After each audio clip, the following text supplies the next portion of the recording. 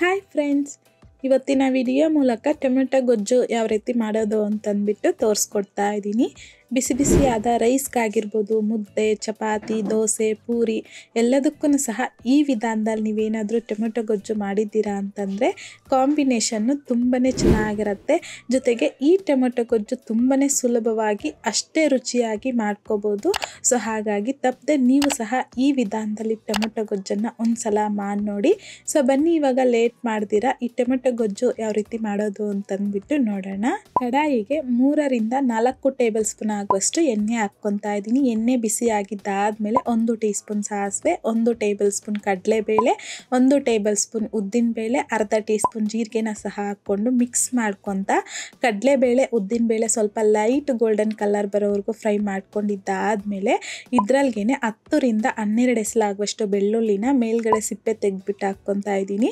5 ಹಸಿಮೆಣಸಿನಕಾಯಿನ ಸಹ ಅರ್ಧಕ್ಕೆ ಕಟ್ ಮಾಡಿಬಿಟ್ಟು ಹಾಕ್ಕೊತಾ ಇದ್ದೀನಿ. ಕರಿಬೇವು, ಹಾಗೆಯೇ 2 ಮೀಡಿಯಂ ಸೈಜಲ್ಲಿರುವಂಥದ್ದು ಈರುಳ್ಳಿನ ಈ ರೀತಿ ಸಣ್ಣ ಸಣ್ಣದಾಗಿ ಉದ್ದವಾಗಿ ಕಟ್ ಮಾಡಿಬಿಟ್ಟು ಹಾಕ್ಕೊಂಡು ಮಿಕ್ಸ್ ಮಾಡ್ಕೊತ ಮೀಡಿಯಂ ಫ್ಲೇಮ್ನಲ್ಲಿ ಈರುಳ್ಳಿನ ಒಂದು 50% ಆಗುವಷ್ಟು ಫ್ರೈ ಮಾಡ್ಕೋಬೇಕು.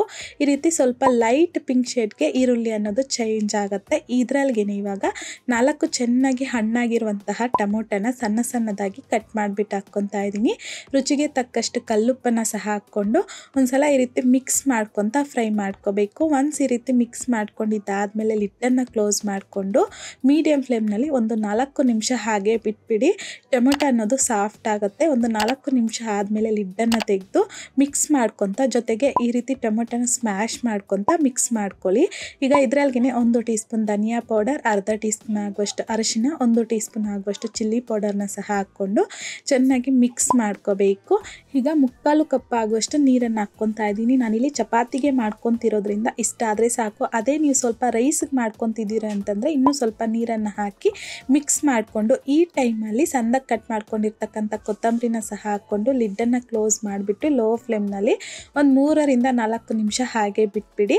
ಈಗ ಲಿಡ್ಡನ್ನು ತಗೊಂಡು ಒಂದ್ಸಲ ಮಿಕ್ಸ್ ಮಾಡಿಕೊಂಡು ಫ್ಲೇಮ್ನ ಆಫ್ ಮಾಡ್ಕೊಂಬಿಡಿ. ಅಷ್ಟೇ. ಈಗ ತುಂಬಾ ರುಚಿಯಾಗಿರುವಂತಹ ಕಡಿಮೆ ಸಮಯದಲ್ಲಿ ಕಡಿಮೆ ಮಸಾಲೆಯಿಂದ ರುಚಿಯಾಗಿರುವಂತಹ ನಮಗಿಲ್ಲಿ ಟೊಮೆಟೊ ಗೊಜ್ಜು ಅನ್ನೋದು ರೆಡಿಯಾಗೋಗುತ್ತೆ. ಈ ವಿಧಾನದಲ್ಲಿ ನೀವೇನಾದರೂ ಟೊಮೆಟೊ ಗೊಜ್ಜು ಮಾಡಿದ್ದೀರಾ ಅಂತಂದರೆ ಬಾಯಿಗೆ ರುಚಿಯಾಗಿ ತುಂಬಾ ಚೆನ್ನಾಗಿರುತ್ತೆ. ಬಿಸಿ ಬಿಸಿಯಾದ ರೈಸ್ಗಾಗಿರ್ಬೋದು, ದೋಸೆ, ಚಪಾತಿ, ಮುದ್ದೆ ಎಲ್ಲದಕ್ಕೂ ಸಹ ಕಾಂಬಿನೇಷನ್ನು ಸೂಪರ್ ಆಗಿರುತ್ತೆ. ಆದರೆ ನಾನಿವತ್ತು ಈ ರೀತಿ ಟೊಮೆಟೊ ಗೊಜ್ಜು ಜೊತೆಗೆ ಈ ರೀತಿ ಸಾಫ್ಟ್ ಆ್ಯಂಡ್ ಲೇಯರ್ ಆಗಿರುವಂತಹ ಚಪಾತಿ ಜೊತೆಗೆ ಸರ್ವ್ ಮಾಡ್ಕೊತಾ ಇದ್ದೀನಿ. ಈ ವಿಧಾನದಲ್ಲಿ ನಿಮ್ಗೇನಾದರೂ ಚಪಾತಿ ಬೇಕು ಅಂತಂದವರು ಆಲ್ರೆಡಿ ನಮ್ಮ ಚಾನಲಲ್ಲಿ ಈ ರೀತಿ ಲೇಯರ್ ಆಗಿರುವಂತಹ ಸಾಫ್ಟ್ ಚಪಾತಿನ ಅಪ್ಲೋಡ್ ಮಾಡಿದ್ದೀನಿ. ಅದ್ರ ಲಿಂಕ್ನ ನಾನು ಕೆಳಗಡೆ ಡಿಸ್ಕ್ರಿಪ್ಷನ್ ಬಾಕ್ಸ್ನಲ್ಲಿ ಕೊಟ್ಟಿರ್ತೀನಿ. ತಪ್ಪದೆ ಒಂದ್ಸಲ ಈ ರೀತಿ ಲೇಯರ್ ಆ್ಯಂಡ್ ಸಾಫ್ಟ್ ಆಗಿರುವಂತಹ ಚಪಾತಿ ಯಾವ ರೀತಿ ಮಾಡೋದು ಅಂತಂದ್ಬಿಟ್ಟು ಚೆಕ್ ಮಾಡಿ ನೋಡಿ. ಇವತ್ತಿನ ವಿಡಿಯೋ ಮೂಲಕ ಸಿಂಪಲ್ ಆ್ಯಂಡ್ ಟೇಸ್ಟಿ ಆಗಿರುವಂತಹ ಟೊಮೆಟೊ ಗೊಜ್ಜು ಯಾವ ರೀತಿ ಮಾಡೋದು ಅಂತಂದ್ಬಿಟ್ಟು ನೋಡೋದ್ರಲ್ಲ.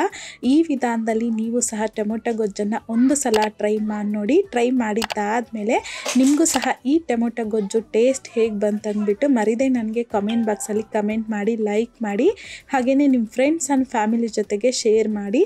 ಮತ್ತಷ್ಟು ಈಸಿ ಆ್ಯಂಡ್ ಸಿಂಪಲ್ ಕ್ವಿಕ್ ರೆಸಿಪೀಸ್ಗೋಸ್ಕರ ದಯವಿಟ್ಟು ನೀವಿನ್ನೂ ನಮ್ಮ ಮೇಘಶ್ರೀಸ್ ಕಿಚನ್ ಚಾನಲ್ನ ಸಬ್ಸ್ಕ್ರೈಬ್ ಮಾಡಿಲ್ಲ ಅಂತಂದರೆ ಸಬ್ಸ್ಕ್ರೈಬ್ ಮಾಡಿ.